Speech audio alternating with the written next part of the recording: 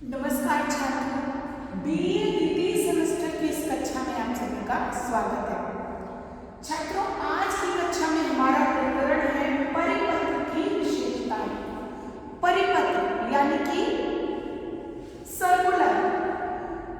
जब कोई सरकारी पत्र, कार्यालय ज्ञापन या ज्ञापन एक साथ बहुत से लोगों को अर्थात कई सारे कार्यालयों, कई सारे विभागों में भेजा जाता है, वह परिपत्र कहलाता है। तो यह एक साथ कार्यालयों, अधीनस्थ या संबंधित विभागों और कर्मचारियों को भेजा जा सकता है।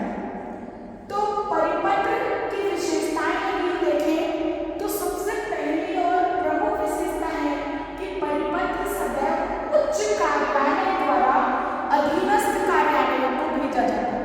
क्या नीचे कार्यालयों से ऊपर के लोगों को ये सर्कुलेट नहीं होते हैं, ये सदैव उच्च कार्यालय से नीचे के कार्यालयों को, उनके अधीन कार्यालयों को भेजे जाते हैं। तो ये स्पष्ट है कि परिपत्र सदैव सबसे उच्च कार्यालय द्वारा अन्य कार्यालयों को हस्तांतरित किए जाते हैं। दूसरी महत्वपूर्ण विशेषता है परिपत्र की कि एक परिपत्र में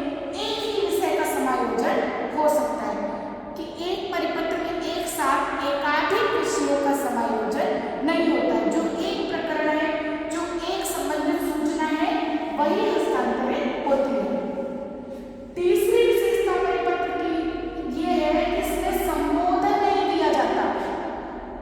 परिपत्र सदैव बिना संबोधन के ही साधारण भाषा में एक आदेश की तरह, एक आदेश की भांति लिखे जाते हैं। परिपत्र में संबोधन नहीं होता है। चौथी विशेषता इसकी यह है कि परिपत्र की भाषा आदेशात्मक होती है। चूंकि कार्यालय ज्ञापन या ज्ञापन के रूप में होता है, जो अधीनस्थ कार्यालयों को उच्च कार्यालय द्वारा भेजा जाता है, तो ये एक आदेश के रूप में होता है। इसकी भाषा आदेशात्मक होती है, उसमें मित्रता का कतई भी आग्रह नहीं होता है।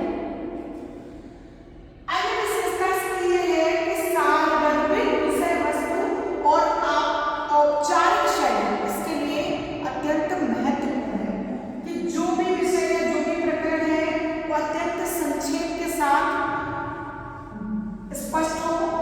तो सार्वभौमिक विषय वस्तु और औपचारिक शैली, इसमें कतई भी अनौपचारिकता का निर्वाह नहीं होता है। औपचारिक शैली इसकी महत्वपूर्ण विशेषता है।